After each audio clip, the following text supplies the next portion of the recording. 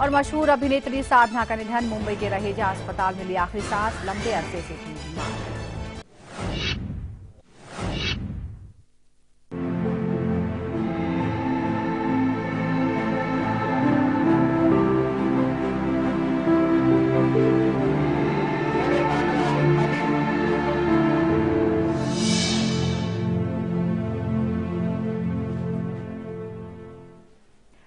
नमस्कार, आप देख रहे हैं लाइव इंडिया की खास सीरीज अकाल। मैं हूं सुजाता। अकाल, मराठवाड़ा का दर्द। भीड़ में घूमते हुए लाइव इंडिया की टीम मराठवाड़ा के इस दर्द को आपके सामने लाने में जुटी है।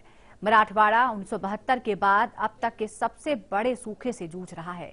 किसान आत्महत्या कर रहे हैं और सूखाग्रस्त इलाकों से लगातार पलायन हो रहा है।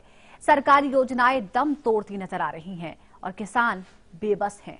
आज हम आपको अकालग्रस्त भीड़ की कुछ और दर्द से रूबरू कराएंगे।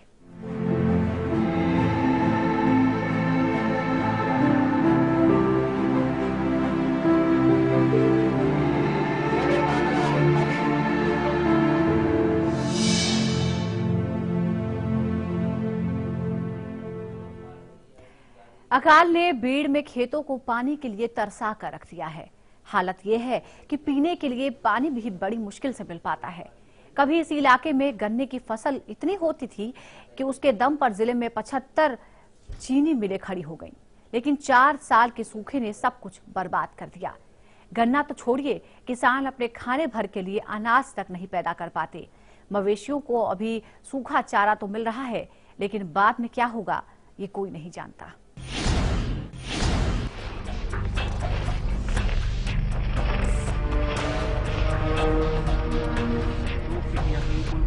खेतों में किसानों की जान बचती है और भीड़ में किसानों की जान सूख चुकी है और आत्मा बिलबिला रही है। इतने कम बरसात में गन्ने की फसल तो सपने में भी पैदा नहीं की जा सकती, लेकिन इंद्र देवता ऐसे रूठे कि कपास की फसल भी ठीक से खड़ी नहीं हो पाई। बीड डिस्ट्रिक्ट है महाराष्ट्र का, उसकी हालत कैसी है ये देखिए। इस इलाके में जो सबसे अच्छी फसल मानी जाती है कपास की, कपास ज्यादातर लोग खेती करते हैं। उसके बाद फिर तुअर की, बाजरे की खेती करते हैं। लेकिन कपास की हालत देखिए, ये जिस खेत में बोया गया है उस खेत को मैं आपको दिखाना चाहूंगा कि ये पानी मिट्टी में कितना कम है। इसका अंदाजा आप इससे देख सकते हैं कि ये जिस खेत में बोया गया है उसके राख को अगर हम हाथ से मसलते हैं तो ये धूल बन के उड़ जाती है। और जो पेड़ पौधे हैं ऊपर के 1-2 पत्ते तो हरे हैं, लेकिन ज्यादातर जो फली है वो सूख चुकी है। पेड़ ये करीब 1.5 से 2 फीट या कोई तो 3 फीट तक ऊंचा कपास का पेड़ होता है, लेकिन ये 1 से 1.5 फीट से ज्यादा नहीं बढ़ पाए हैं क्योंकि इनको पानी नहीं मिल पाई। इस तरह की खेती लगभग बीड डिस्ट्रिक्ट के हर एक गांव के हैं, हमें देखने को मिल रही है। ये पोई तोंडा गांव में हम थे जहां पे पीने की पानी की दिक्कत है। लगभग 80% लोग जो हैं गांव को छोड़ के गन्ना काटने के लिए दूसरे जगहों पे चले गए हैं। ये हालत तब है जिस मराठवाड़ा में लगभग 75 गन्ने की मिलें हैं और यहाँ पे गन्ना पहले बहुत बोया जाता था, लेकिन बिना किसी रिसर्च के, बिना किसी तैयारी के गन्ना बोने का असर ये हुआ कि यहाँ पिछले 4 सालों से लगातार सूखा पड़ रहा है, जिसके चलते जो कपास है, जो यहाँ का पहले खेती लोग करते थे जिसमें पानी बहुत नहीं लगता लेकिन कुछ तो पानी जरूर लगता है, कपास की खेती बिल्कुल खराब हो चुकी है। हमारे साथ किसान हैं जो कि इस खेत के मालिक हैं, देखते हैं। ये बताइए, हालत तो बहुत खराब है क्योंकि कपास जो है एकदम मतलब शायद 2-4 किलो निकला होगा। 2-4 किलो का इसको छटा कर दी, छटा निकला नहीं ना, इसको कुछ नहीं ना। इसमें क्या है, इसे जो खर्चा करे वो खर्चा भी नहीं। वो जब से डाले वाले वो अभी आ रहा नहीं, बारिश नहीं, कुछ बारिश के वास्ते सब दूर दूर जाना पड़ रहा। ये खेती में कुछ निकल रहा नहीं ना, यहाँ रुकने के वास्ते कोई आदमी नहीं ना, घर पे कोई रुकना भी नहीं रही है सेवा से। ये जी ऐसी फसल से वास्ते किसके पास पैसा नहीं कि इधर उधर घूमने का टेंशन नहीं, कुल में छोकरे भेजने के वास्ते पैसा नहीं। कपास की खेती तो जेब भरने के लिए होती है। बीड़ में बारिश इतनी कम हुई कि किसान अपना और अपने परिवार का पेट भरने के लिए भी अनाज पैदा नहीं कर पाया। अकाल से खेतों की क्या हालत है हमने देख लिया। खेतों से निकलकर हम पहुंचे किसानों के घरों में। एक किसान ने हमें दिखाया कि कैसे उसके 1 एकड़ की खेती में मुश्किल से 50 किलो बाजरा हुआ है।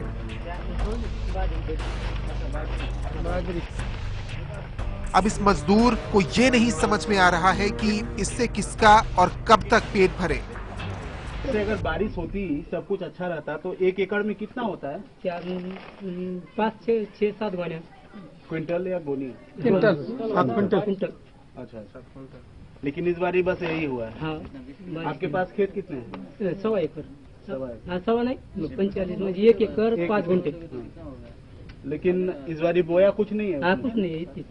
हाँ, नहीं आपने मुझ की आती थोड़ी बार, वही बारिश नहीं गिरी तो नहीं होगी। अच्छा, तो फिर खाने के लिए क्या होगा अभी? अभी आप मजदूरी करके खाने का जाने का मजदूरी को। मजदूरी कहाँ जाते हैं? ये आपने कोई लगाया तो जाना। अच्छा। जब बात इंसान के पेट की हो तो जानवरों की कौन सोचे, लेकिन बीड़ के किसानों को तो गाय और बैलों के बारे में भी सोचना है।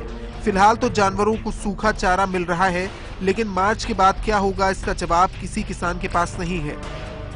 खेत में पानी नहीं, इसलिए बाजरी नहीं हुआ। नहीं, पीने के लिए भी पानी नहीं हो रहा है। हाँ, नहीं। और गाय है और देख रहे हैं इसका जो चारा है एकदम सूखा चारा, ये भी गाय खाती नहीं है।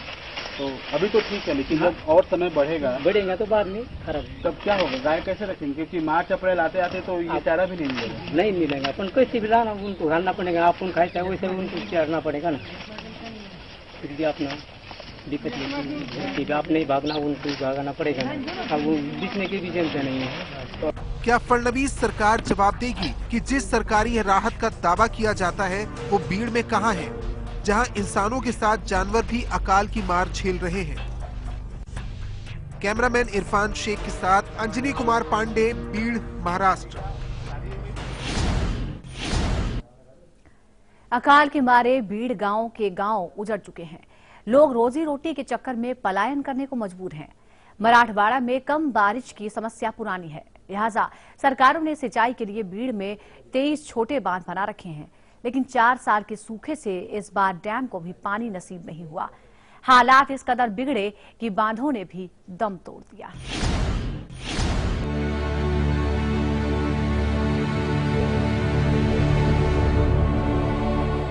महाराष्ट्र का मराठवाड़ा 1972 के बाद से सबसे बड़े अकाल को झेल रहा है। बारिश ने पिछले 3 सालों से मराठवाड़ा के सभी 8 जिलों से मुंह मोड़ रखा है, लेकिन इस बार के सूखे ने कमर तोड़ कर रख दी है। इस अकाल का सबसे ज्यादा असर पड़ा है बीड़ जिले पर। बीड़ में 21 छोटे और 2 बड़े डैम हैं, जो हर सूखे में बीड़ के किसानों के लिए वरदान साबित होते थे। लेकिन लगातार 4 साल के सूखे ने सभी बांधों को भी पानी के लिए तरसा कर रख दिया है। अकाल में बीड़ के इस बिंदुसरा डैम की क्या हालत हो गई है, आप देख सकते हैं। ये डैम कभी बीड़ के लिए पानी का सबसे बड़ा स्रोत था, लेकिन आज ये सूखे की चपेट में है।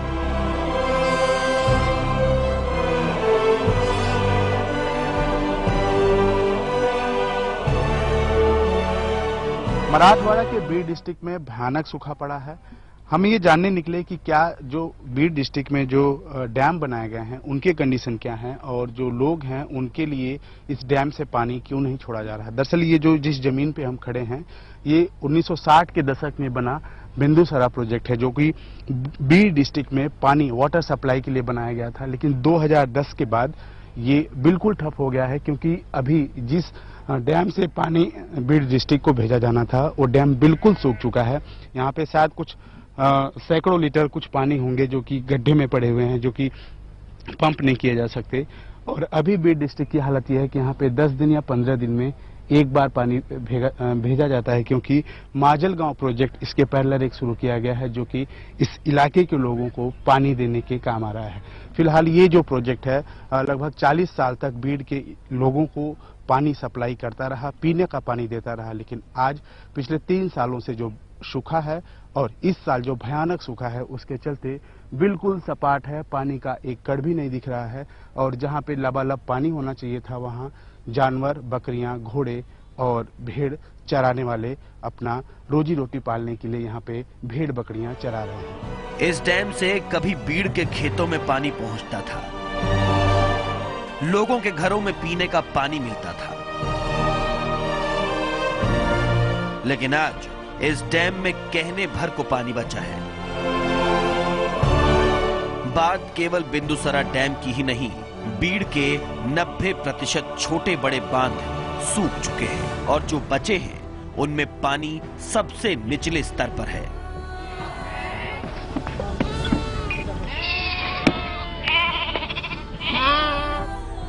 यह अकाल भले ही बीड़ के लोगों के लिए श्राप बनकर आया है, लेकिन एक तबका ऐसा भी है जिसके लिए सूखा वरदान है। ये लोग बीड़ में सूखा पड़ने का इंतजार करते हैं। ये पश्चिमी महाराष्ट्र के रहने वाले धनगर समाज के लोग हैं जिनका पेशा भेड़ बकरियां पालना है। सूखे से महाराष्ट्र के मराठवाड़ा और पश्चिम महाराष्ट्र में एक अजब तरह का आदान प्रदान देखने को मिला, जहां मराठवाड़ा के बीड़ डिस्ट्रिक्ट से लाखों लोग पश्चिम महाराष्ट्र की तरफ गन्ने की कटाई के लिए जाते हैं। वहीं कुछ हजार लोग पश्चिम महाराष्ट्र, जो कि खासकर एक वर्ग के होते हैं धनगर समाज के, अपनी भेड़ बकरियों को लेके बीड़ और मराठवाड़ा की तरफ आते हैं। ये ऐसा क्यों होता है, हम इन्हीं से पूछते हैं। आप लोग बताइए कि ज्यादातर लोग यहाँ से तो आपके इलाके में जाते हैं पश्चिम महाराष्ट्र में ऊख कटाई के लिए, और आप लोग पश्चिम महाराष्ट्र छोड़ के इधर आते हो, ऐसा क्यों होता है, क्या होता है? वो हमको हमारे देश में बाग में चारा नहीं मिलता, पानी नहीं मिलता, इस वक्त वहाँ पे चारा मिलता है, इसलिए हम यहाँ आता है। वहाँ ईख की कटाई तो बहुत होती है, क्या ईख के पत्ते नहीं खाते क्या ये लोग? वो पत्ते नहीं खाते ना, गन्ने का गन्ना नहीं खाते कभी बकरी। नहीं, मैं ये कह रहा था कि यहाँ मैं बहुत गांव में गया, वहाँ ऐसा लगा कि गांव के गांव खाली हैं। आपके पश्चिम महाराष्ट्र में गए हुए हैं ईख कटाई के लिए, गन्ना कटाई के लिए, और आप लोग वहाँ से उल्टा यहाँ आए हैं, तो क्या जो वहाँ चीजें मिलती हैं बकरियों को अच्छे नहीं होती क्या? नहीं, अच्छा उधर रान कम है ना, उधर जमीन कम है। हाँ। इसके लिए बकरे के लिए नहीं है उधर। अच्छा, और यहाँ खाली पड़ती काफी बड़ा इलाका ज्यादा मिलता है ना।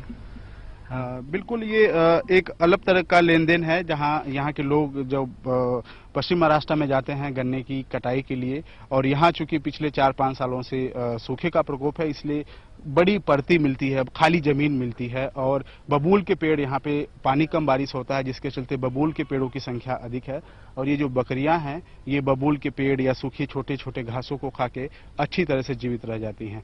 तो जहां एक तरफ बीड़ के 10 लाख से अधिक लोग पश्चिम महाराष्ट्र और दूसरी जगहों पे गन्ना कटाई के लिए जाते हैं, वही सूखा किसी दूसरे के लिए वरदान हो जाता है। यानी कि जो धनगर समाज के लोग हैं, जो बकरियों को पालते हैं, भेड़ों को पालते हैं, वो सूखे के कारण जो पड़ती जमीन होती है वहाँ पे अपनी बकरियां रखते हैं, और पश्चिम महाराष्ट्र से उल्टा मराठवाड़ा यानी भीड़ इलाके में आकर 6 महीने तक गुजर बसर करते हैं। जब बीड़ के लोग सूखे में कमाई के लिए गन्ने की कटाई करने पश्चिम महाराष्ट्र जाते हैं, तो पश्चिम महाराष्ट्र के रहने वाले धनगर समाज के लोग अपनी भेड़ बकरियों के साथ बीड़ पहुंच जाते हैं, क्योंकि सूखे बांध के अंदर की नमी उनके लिए एक बड़ा चारागाह बन जाती है, और उनके जानवर आसानी से 6 महीने तक पल जाते हैं। कैमरामैन इरफान शेख के साथ अंजनी कुमार पांडे, बीड़, महाराष्ट्र। अकाल के दौरान बीड़ में पश्चिमी महाराष्ट्र से आए धनगर समाज के लोगों के जानवर तो 6 महीने आसानी से पल जाते हैं, लेकिन बीड़ में उन मवेशियों का क्या होता है जिनके मालिक सूखे की मार की वजह से पलायन कर जाते हैं? बताएंगे आपको एक ब्रेक के बाद।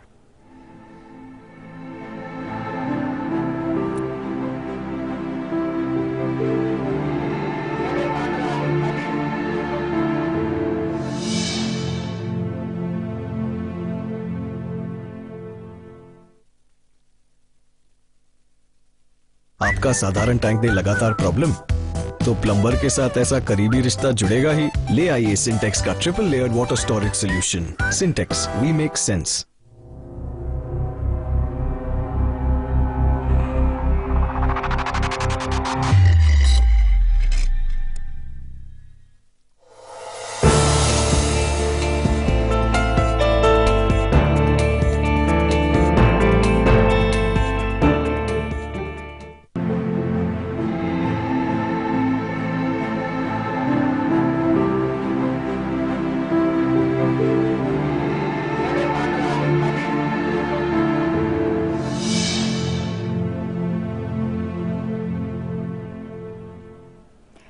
अकाल की मार से बचने के लिए बीड़ के किसान तो पलायन कर जाते हैं और पीछे छूट जाते हैं उनके मवेशी। सूखे के समय में बीड़ में धनगर समाज के लोगों के जानवर तो 6 महीने के लिए आसानी से पल जाते हैं। पलायन करने वाले किसानों के मवेशियों का क्या होता है? यही सवाल उन बुजुर्गों के लिए भी है जो उम्र की बेबसी में परिवार के साथ नहीं जा पाते।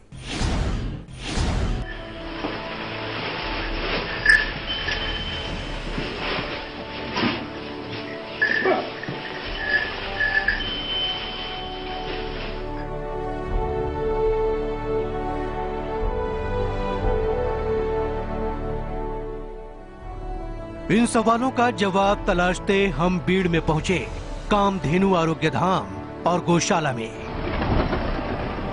बीड़ में सूखा हर साल की कहानी है और पिछले 4 सालों से अकाल की मार पड़ रही है। इससे परेशान किसान जब पलायन करते हैं तब वो अपने जानवरों को सस्ते में बेच जाते हैं या फिर लावारिस छोड़कर चले जाते हैं। लावारिस जानवरों को इस गौशाला में लाया जाता है।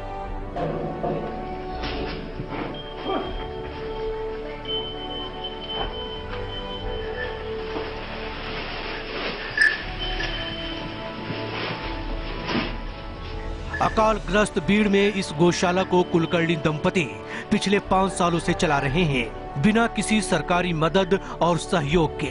बीड़ में किसान दूध के लिए गायों को पालते हैं और खेती के लिए बैलों को। बैलों के खरीदार तो आसानी से मिल जाते हैं, लेकिन गायों को कोई नहीं पूछता। ऐसे में इन गायों के लिए ये गौशाला सबसे बड़ा सहारा है। इसी तरह के जो गाय हैं, बछड़े हैं, जो कि छुट्टा सड़कों पे घूमते रहते हैं, उनके लिए यहाँ पे एक कामधेनु गौशाला चला रहे कुलकर्णी फैमिली है। पानी नहीं रहता, पहले तो पानी की वजह से खेती भी नहीं आ जाती, खेती नहीं तो उनको खाने को भी कुछ नहीं रहता, तो क्या करते कि कहाँ छोड़े, ऐसे सोच के यहाँ सेफ तो रहेंगे इसलिए यहाँ आके छोड़ते। शुरू में 10-12 गौशाला थी, मगर इस साल बहुत सारा सूखा पड़ गया है, तो खेती करने वाले लोग उनको उधर निर्वाह करने के लिए बम्बई, पुणे, कहीं गांव शहर चले जाते हैं। मगर यहाँ पे जो उनके गौ तो साथ में नहीं ले जा सकते, गाय के बछड़े साथ में नहीं ले जा सकते, तो उनका क्या करने का, ये सोच के ये गौशाला में लाके छोड़ रहे हैं। ये अभी ये साल में 10 से 15 गौ के साथ बछड़े यहाँ अपने पास ज्यादा इस साल में आए वाले हैं। और हर दिन 2-3 दिन के बाद एक गाय यहाँ पे गौशाला में लोग लाके छोड़ रहे हैं। बहुत, क्योंकि पीने का पानी भी नहीं है, इसलिए इतनी दिक्कत है कि खेती करने वाले लोग तो उनका खाने के लिए परेशान है, तो गाय को कहाँ संभाल सकते हैं। कुछ ऐसे ही सवाल उन बुजुर्गों के लिए भी खड़े होते हैं जो शारीरिक तौर पर पूरी तरह दूसरों पर निर्भर हैं, जिन्हें किसान अकाल के दौरान पलायन में अपने साथ दर-दर भटकने के लिए नहीं ले जा सकते। ऐसे लोगों के लिए भी ये वृद्धाश्रम एक बड़ा आसरा है, जहां इनका पूरा ख्याल रखा जाता है। जब इनके घर वाले वापस आते हैं तो फिर अपने घर ले जाते हैं।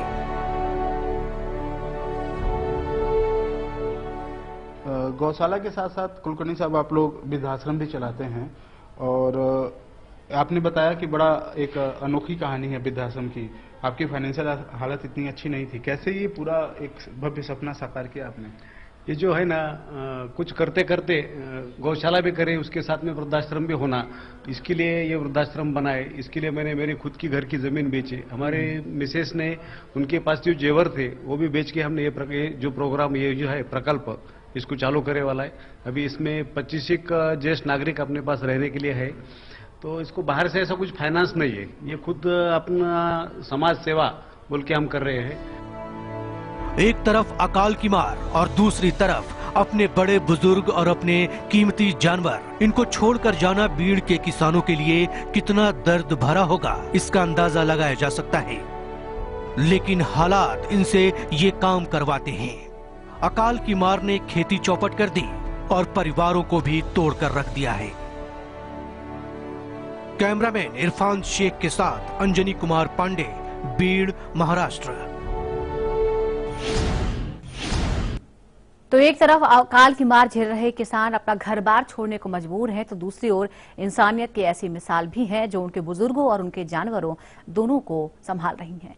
यहाँ रुकेंगे एक ब्रेक के लिए। ब्रेक के बाद देखेंगे अकाल की दुश्वारियों से किसानों के बच्चों को कौन बचा रहा है बीड़ में।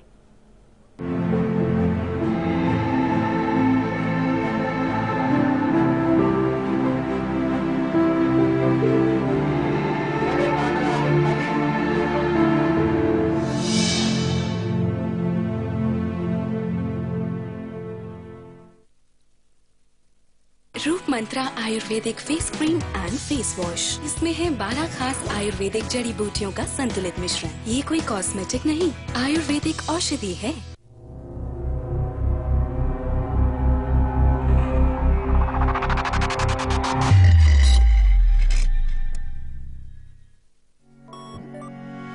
अब आप न्यूज के रहेंगे और भी ज्यादा करीब लाइव इंडिया ऐप के साथ।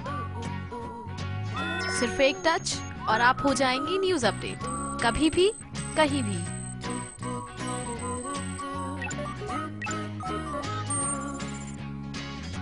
लाइव इंडिया ऐप हथेली पर दुनिया। डाउनलोड करें गूगल प्ले स्टोर और ऐप स्टोर से।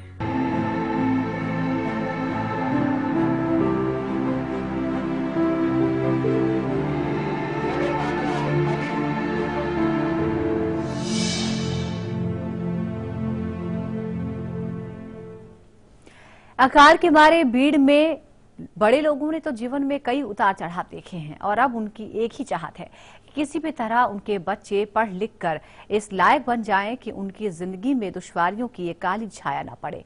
उनकी ये चाहत भी मजबूरियों की ही तरह नजर हो जाती है अगर तालीम के कुछ फरिश्तों ने उनके बच्चों को पढ़ाने लिखाने और काबिल बनाने का बीड़ा न उठाया होता।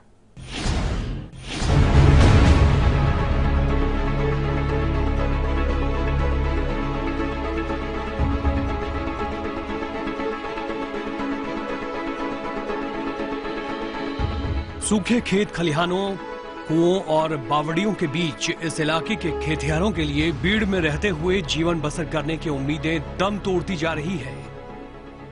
लिहाजा देश का अन्नदाता या तो जीने की सजा के मुकाबले मौत का दामन थामना बेहतर समझ रहा है या फिर किसी दूसरी जगह का रास्ता पकड़कर परिवार के पेट की आग बुझाने के लिए चल पड़ता है। दोनों ही तरीकों में जो चेहरे उसकी आंखों के आगे तैर जाते हैं वो होते हैं उसके बच्चों के।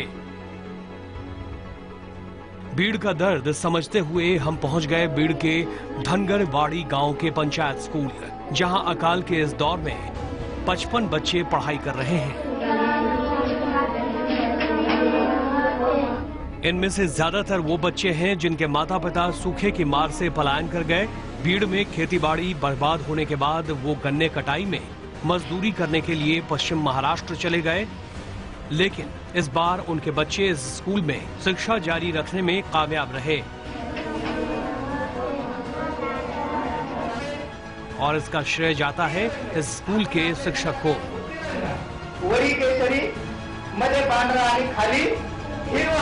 मास्टर, टीचर, शिक्षक एक ऐसा नाम है, एक ऐसा पद है, अगर वो कोशिश करे तो सूखे से या किसी भी चीज से निपटा जा सकता है। ऐसे ही शिक्षक हमारे साथ हैं जिन्होंने 2004 में ये जो धनगरवाड़ी का प्राथमिक शाला है यहाँ पे इनकी पोस्टिंग हुई। उसके बाद से ये लगातार जब इन्होंने पाया कि जब नवंबर, दिसंबर, जनवरी, फरवरी जैसे महीनों में बच्चों की संख्या बिल्कुल आधे से भी कम हो जाती है। इस समय यहाँ पे 55 बच्चे हैं जिसमें से सिर्फ 3 बच्चे इस साल माइग्रेट होकर दूसरी जगह गए हैं, बाकी सभी लोग हैं। तो घर पे गया मैं। अच्छा। मैं पालो को बोला ऐसा मत करो, तुम्हारा नुकसान हो जाएगा। अच्छा। और इसके वास्ते मैंने ना बहुत उपक्रम लिए वाले। इसके वास्ते पालक जब शैक्षणिक जो है वो कम है, इसके वास्ते गोड़ी लगाने के वास्ते इसको बहुत उपक्रम किया मैंने लेखन वाचन के लिए। अच्छा। और ये आनंद मेरे को हिंदी जरा ये थोड़ा नहीं बोले। और ये उपक्रम तो तुमने देखा उस मेरे इसके वास्ते नियम कुछ क्या किया, खाली पुस्तक नहीं है, खाली उसको ओझा कमी करने के लिए मैंने किया। इतना करने के बावजूद कुछ किसान अपने बच्चों को साथ लेकर चले जाते हैं तो वापस लौटने के बाद उनके बच्चों के लिए होली, दिवाली और गर्मी की छुट्टियों में स्पेशल क्लास चलाए जाते हैं ताकि उनकी पढ़ाई पूरी हो सके।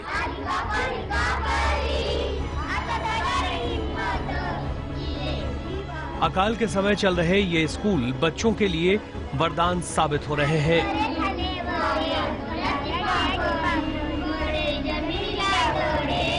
कम से कम मिड डे मील के नाम पर एक वक्त का भरपेट भोजन तो मिल जाता है। इस हकीकत से हम रूबरू हुए भीड़ के अहवालवाड़ी स्कूल में। के माता पिता ज्यादातर बच्चों के बाहर गए हैं गन्ना तोड़ने के लिए। ये बच्चे रहते कहाँ हैं और कैसे स्कूल इनका देखभाल करता है? ये खुद अपने ही घरों में रहते हैं और यह सुबह 9:30 से 4:30 बजे तक स्कूल आते हैं और दोपहर को पोषण आहार होता है, तो वो सुबह को घर से खा कर आते हैं और दोपहर में हम यही उन्हें बिठाते हैं और खाना खिलाते हैं। तो फिर वो यहाँ खाते हैं, खेलते हैं और 4:30 बजे तक यही रहते, फिर वो अपने अपने घरों में जाते हैं। लावा अंडे लावा, जैसा तुम्ही भरतात ना तसंच भरा। स्कूल में बाहर निकलते ही बीड़ के इसी आहवलवाड़ी गांव में पीने के पानी की समस्या से एक बार फिर रूबरू हुए।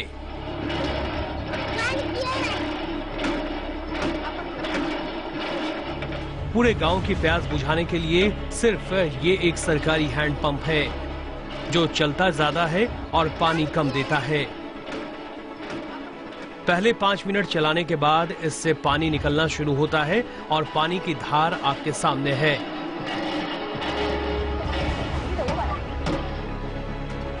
एक मटका भरने में आधे घंटे लग जाते हैं। बीड़ का ये पथरीला इलाका है और 60 साल की महिलाओं को मजदूरी में छड़ी के सहारे सिर पर पानी से भरा मटका लेकर रोज 10 चक्कर लगाने पड़ते हैं ताकि इस सूखे में वो अपनी प्यास बुझा सकें।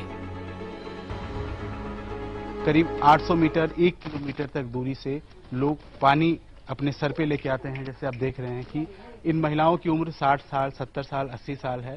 सर पे करीब 20 किलो 25 लीटर का पानी का जार रखे हुए हैं और उन रास्तों से होके आ रही हैं जिन रास्तों पे हमें और आपको खाली हाथ चलना भी बेहद मुश्किल है। इसी तरह की दास्तां बीड़ के ज्यादातर गांव में है, जहां पे जो नौजवान वर्ग है वो गांव छोड़ के चला जा चुका है और जो बुजुर्ग लोग हैं वो गांव में रुके हुए हैं क्योंकि बाहर उनको काम नहीं मिलता और बुजुर्गों को पानी पीने के लिए इसी तरह की दिक्कतों का सामना करना पड़ रहा है। ये इस उम्मीद में अभी भी आस में है कि शायद इनके यहाँ भी सरकार की जो राहत है वो पहुंचेगी और इनके जो दुख हैं, दर्द हैं, खासकर पानी को लेके वो दूर होंगे। कैमरामैन इरफान शेख के साथ अंजनी कुमार पांडे, लाइव इंडिया, बीड़।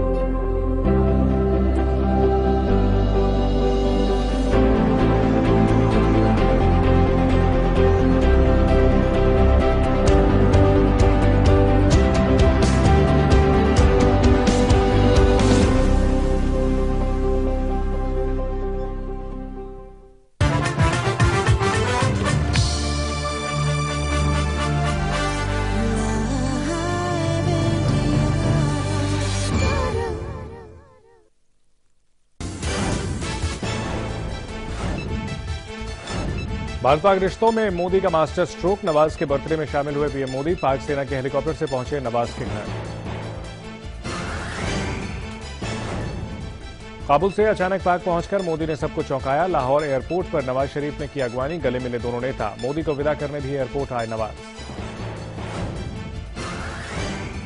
काबुल से लौटते वक्त अचानक बना प्लान। काबुल से फोन कर मोदी ने नवाज से पाक आने की जताई थी इच्छा। सरताज अजीज ने कहा पॉलिसी में नहीं आया कोई बदलाव।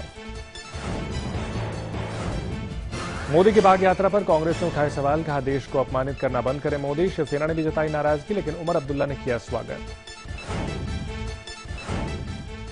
डीडीसीए जांच आयोग को अवैध ठहराने पर केजरीवाल के अर्जी पर पलटवार। कहा दिल्ली सरकार को अस्थिर कर रहे हैं नजीब जंग। ट्रांसपोर्ट घोटाले में खुद फंसे हैं जंग। कीर्ति आजाद की फांस से बीजेपी परेशान। कीर्ति ने अमित शाह को भेजा जवाब। पूछा मुझ पर क्या है आरोप, क्यों हुई कार्रवाई।